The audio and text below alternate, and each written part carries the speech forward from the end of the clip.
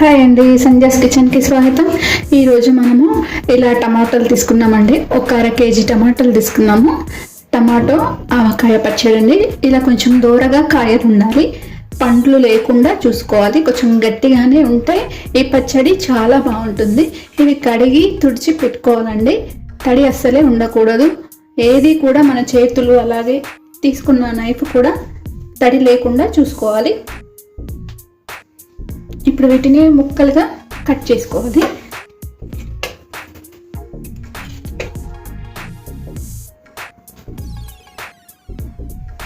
వీటిని ఇలా చిన్న ముక్కలుగా కట్ చేసుకోవాలి. చూడండి, ఇలా గట్టిగా ఉండాలి టమాటా కాయలు. ఇది మనకి పచ్చడి ఎక్కువగా నిల్వ ఉండదండి. ఒక 1 month వరకు ఉంటుంది అంతే. ఈ విధంగా చేసుకొని పెట్టుకోవాలి. 1 month వరకు ఉంటుంది. 2 months కూడా ఉంచుకోవచ్చు. కాకపోతే ముక్కలు ఇలా మెత్తబడిపోతూ ఉంటాయి. మెత్తబడితే పచ్చడి అనేది బాగుండదు. కాబట్టి ఒక 1 month వరకే ఉంటే తింటే మనకు చాలా బాగుంటుంది. ఇలా కట్ చేసుకోవాలి.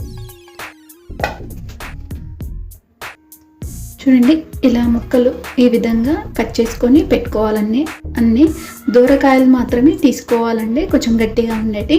ఇప్పుడు ఇందులో ఒక 50 grams, అలాగే ఇందులో 1 కప్పు నిండా తీసుకున్నాం కదా కారము, 1/2 కప్పు వరకు ఉప్పు వేస్తున్నాను. అలాగే ఇందులో 1/4 కప్పు వరకు ఆవపిండి వేసుకోవాలండి. ఆవపిండి వేసాం కదా, 1 టేబుల్ స్పూన్ వరకు మెంతిపిండి. ఇప్పుడు ఇదంతా కలిపేసుకోవాలండి.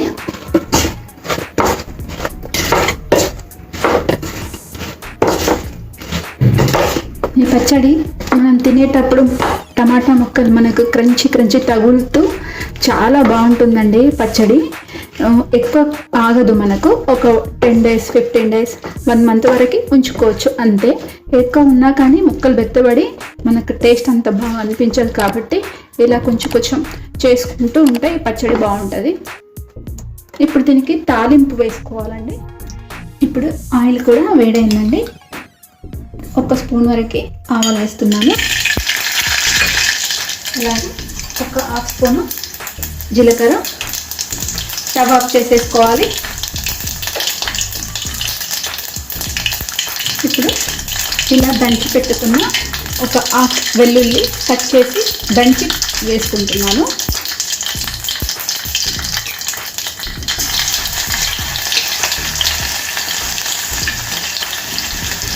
ఇది ఇలా వేగిన తర్వాత స్టవ్ ఆఫ్ చేసేసుకోవాలి, దించేసుకోవాలండి.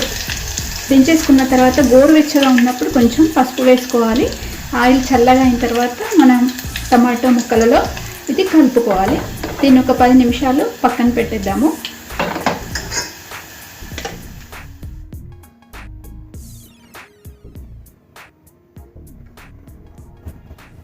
చూడండి, మనకు ఆయిల్ కూడా చల్లబడిందండి. పోపు వేసుకున్నది చూసారా. ఇది నేను ముక్కలు కలిపేసి పెట్టుకున్న తర్వాత ఎలా ఊట అనేది ఊరిందో చూడండి.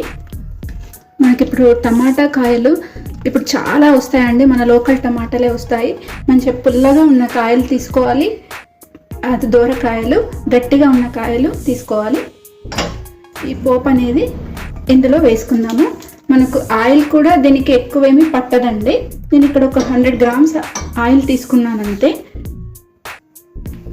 ఇప్పుడు దీంట్లో కొంచెం పసుపు వేసుకుందాము. 1/4 స్పూన్ వరకు వేసుకున్నాము పసుపు. ఇప్పుడు ఇదంతా కూడా ఒకసారి కలిపేసుకుందాము. మీరు నేను చెప్పిన కొలత ప్రకారం పెట్టుకోండి, చాలా బాగుంటుంది. ఇది ఒకసారి పెట్టుకున్న తర్వాత మళ్ళీ కూడా పెట్టుకోవచ్చు. చాలా బాగుంటుందండి పచ్చడి. త్వరగా పెట్టుకోవచ్చు, చాలా ఈజీగా పెట్టేసుకుంటే చాలా బాగుంటుంది. తడేమీ లేకుండా చూసుకోవాలండి. ఉప్పు కూడా కరెక్ట్గా వేసుకోవాలి. ఉప్పు తక్కువ ఉంది అనుకో మనకి పచ్చడి అంతా ఖరాబ్ అయిపోతుంది. ఇదంతా ఇలా కలిపేసుకున్నాం కదా. ఇది ఇప్పటికి తెల్లవారేసరికి మనం వేసుకున్నా కానీ రైస్లో చాలా బాగుంటుందండి పచ్చడి. ఆయిల్ ఏమీ పట్టదు ఎక్కువగా. ఇలా దూరకాయలు పెట్టుకోవాలి. పుల్లగా ఉంటే టమాటాలు పెట్టుకుంటే చాలా చాలా బాగుంటుంది. అన్నంలో ఈ ముక్కలు కలుపుకుంటే దోసకాయ ముక్కలు ఎలా ఉంటాయో సేమ్ అలాగే ఉంటాయండి. ఇలా కలిపేసి ఉంచుకోవాలండి. ఇలాగే ఒక 2 days అయిన తర్వాత ఒక గ్లాస్ జార్లో ఎయిర్ టైట్ కంటైనర్లో పెట్టేసుకొని ఉంచుకోవాలి. ఫ్రిడ్జ్లో పెట్టుకుంటే మాత్రం ఒక 1 month వరకు ఉంటుంది. ముక్కలు మెత్తబడవు, కొంచెం మెత్తబడతావు, బాగుంటుంది. ఎక్కువ మాత్రం మనకు ఉండదు.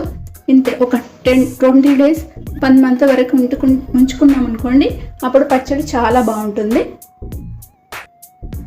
ఈ పచ్చడి వేడి వేడి అన్నంలోకి బాగుంటుంది, అలాగే ఉప్మాలోకి బాగుంటుందండి. ఇప్పుడు మీద ఇలా వేసుకొని తిన్నామనుకోండి, సూపు నెయ్యి వేసుకొని తింటే చాలా చాలా బాగుంటుందండి. ముక్కలు కూడా సూపర్గా ఉంటాయి, మనకు సూపర్గా టేస్ట్గా ఉంటుంది. ఈ రెసిపీ నచ్చిందా? మీరు కూడా ఒకసారి ట్రై చేయండి.